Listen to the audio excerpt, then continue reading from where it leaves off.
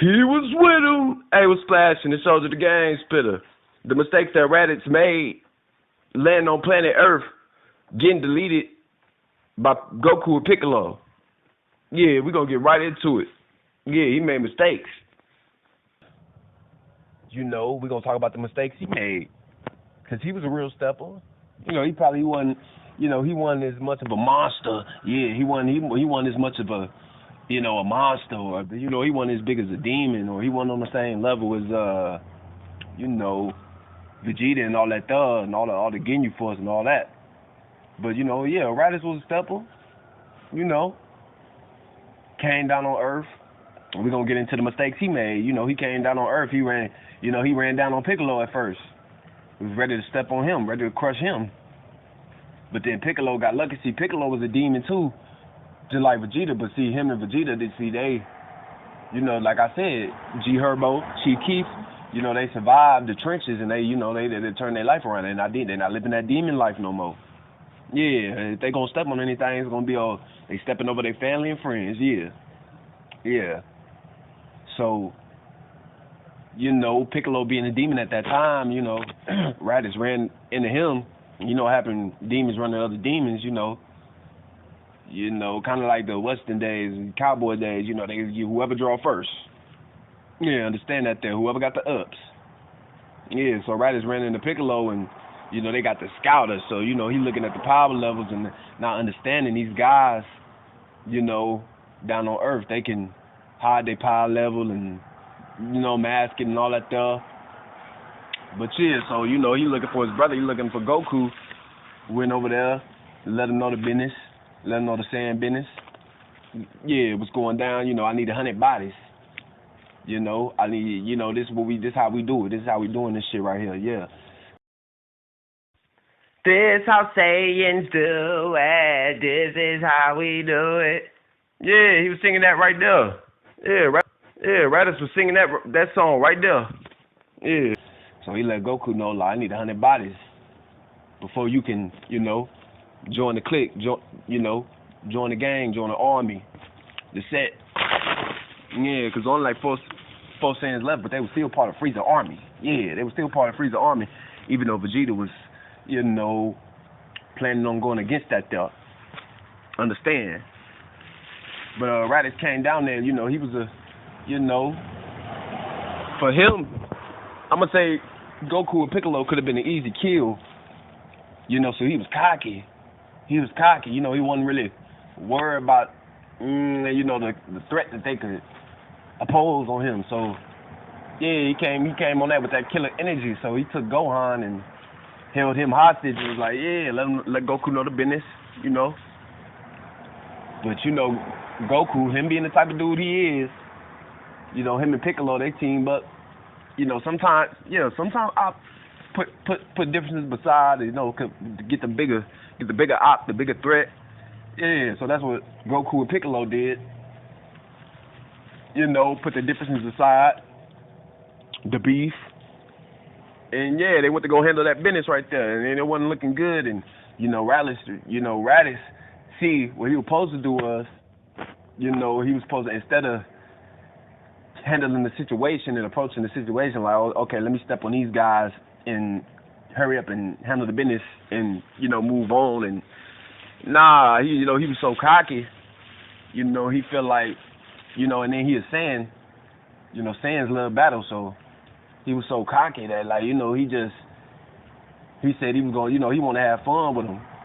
He could have stepped on Goku and Piccolo like that. Yeah, he could have stepped on them.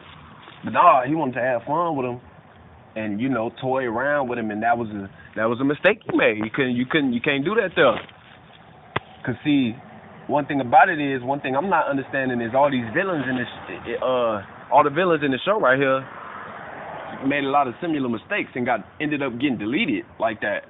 Because one thing I'm not understanding is how is all these guys got the ups and they got the advantage battle wise, because the good guys they got they had 100% disadvantage. The good guys not really on that level when it comes to power like that. So what I'm not understanding is how all the villains in this show right here, you know, come to these battles and they, you know, they got the ups, they got the advantage with, you know, with the power level and all that there, to where it's damn near impossible for the good guys to really get, you know, a chance to, but somehow still end up getting stepped on. I don't understand that there. Like, I'm trying to figure out, like, let me know something, like, yeah, 'cause, you know, it keep happening. Like, ain't nobody learning from nobody's mistakes. Like, come on, like, you know. So yeah, RADITZ toyed with Goku and Piccolo, and he had so many warnings before destruction. Yeah, he didn't heed the warning of destruction before destruction. Yeah, the universe tried to let him know, like, hey, finish these guys and kill these guys and get it over with and move on with the business. But you know, he was so cocky, he didn't realize, like, and he got multiple warnings before destruction. I mean, like, you didn't realize, like, when, I mean, it was at 3, the power level was at 300, 400 without the weighted clothing, so, like, each, and your power level, like, 1,200, so you didn't really worry about that there, so, you know, okay, boom, but, like, you didn't realize when they start coming up with the special beam cannon and the Kamehameha, you didn't realize, like, the power levels, they was rising, they, you know, 1,000 was coming up. Yeah, so that mean that if one of them things hit you, you know, that threatened your life. You didn't realize that there.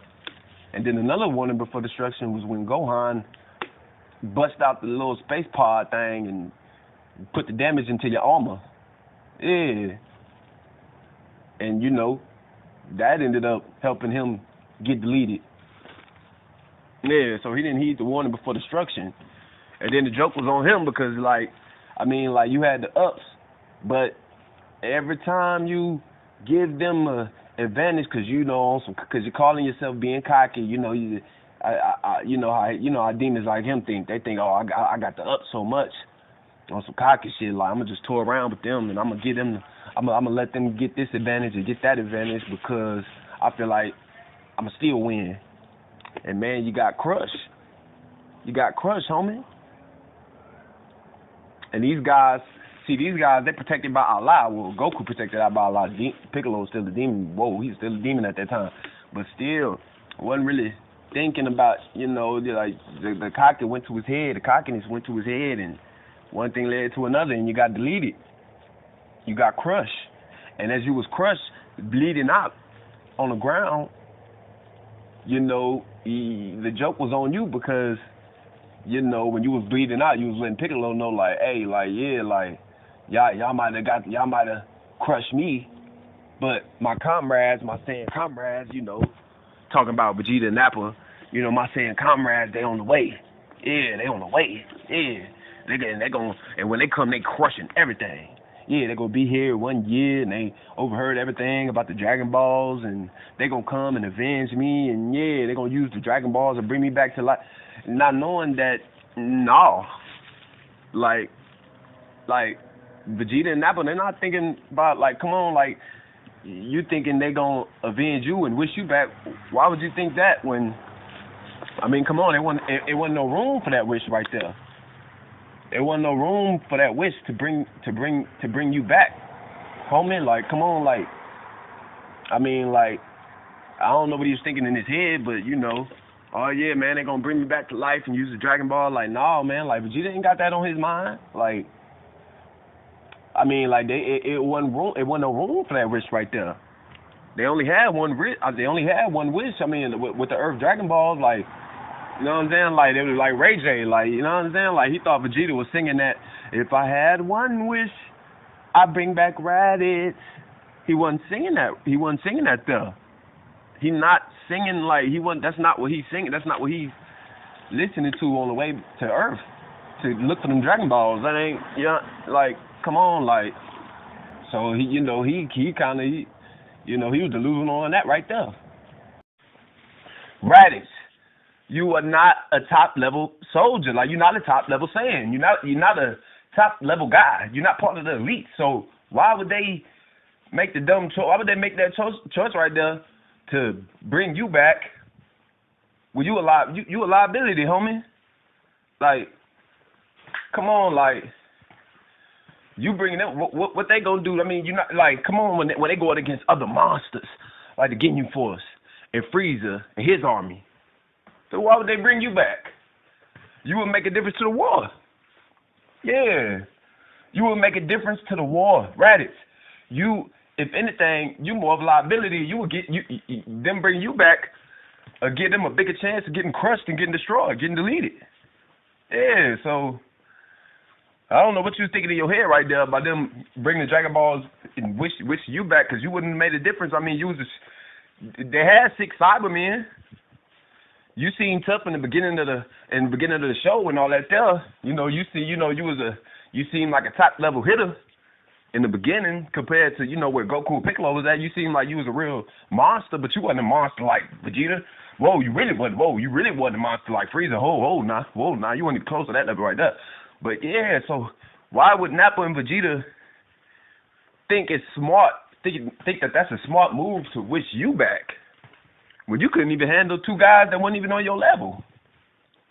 Yeah, you got stepped on by one of Allah's children, one of Jesus and Buddha's children, that's got less than half your strength, and another demon that you could have stepped on easily, and a child, and a little boy, a little Saiyan boy. You got stepped on by them 3, homie, and they couldn't even, like, come on now, like, you don't think Vegeta and Nappa looking at that like somebody getting fired at their job, and they think, and they do a whole bunch of fuck shit before they, let the job go, and they go to the next job with that resume thinking like, okay, you don't think they looked at all that there? Like, you don't think Vegeta and Nappa looked at that battle right there?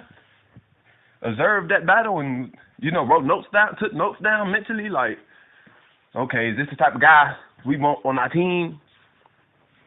Yeah, is he gonna help us win the war? Cause it's only like 3 of us now. They tried to get Kakarot, so there'd been 4 of y'all, but Kakarot, he already chose his side. Yeah, he already on Buddha's side. Yeah, and RADITZ, you got stepped on by them 2 guys right there.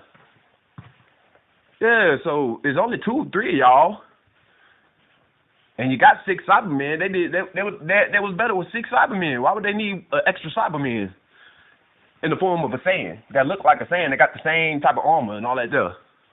They can ride space pods and all that there. You wasn't that the fact that your power level was where it was at, like only 1200. That let me know. That further let me know you ain't been in enough battles, homie. Like, where your resume at? Like, what battles did you have? Like, did you always resort to using your tail and looking at the moon and turning into a great ape and all that there? Like, did you always depend on that right there? Because that's what it seemed like. Because it seemed like you ain't really had no battles. And really, like, because you were saying, it's in your blood. Every time y'all nearly die, you got to come back stronger. That's in your DNA. Once they have a near-death battle experience, their power level rise every time. And, so to me, that further let me know you couldn't have been in any more, in a lot of battles. So them making that risk right there, that's not smart for them, homie. Yeah, you a foot soldier at best. Yeah. So yeah, that's my take right now on this situation right there. Yeah, maybe if he would have moved smarter, he'd probably be still alive, Y'all let me know how y'all feel in the comments, man. Go!